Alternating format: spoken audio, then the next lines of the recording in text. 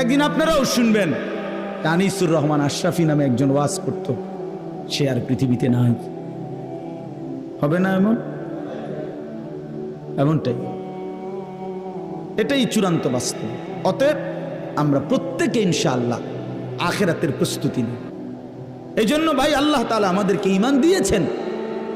মুসলমান তো আমরা পরিচয়ই দেই, এই যে আমরা এখানে এত সুন্দরভাবে বসছি, আমরা প্রত্যেকেই আলহামদুলিল্লাহ আমাদের কলিজার ভিতরে এটা আছে যে আমরা মুসলমান। ঠিক কিনা বলেন না কেন? লা ইলাহা ইল্লাল্লাহ বললে একজনও ইনশাআল্লাহ সংকোচ করবে না। ঠিক কিনা বলেন না?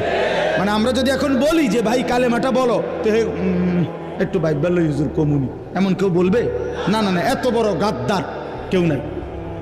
তাহলে বোঝা গেল সে খুশি, কালেমার পরিচয় পেয়ে লা ইলাহা ইল্লাল্লাহর বন্ধন পাইয়া সে খুশি।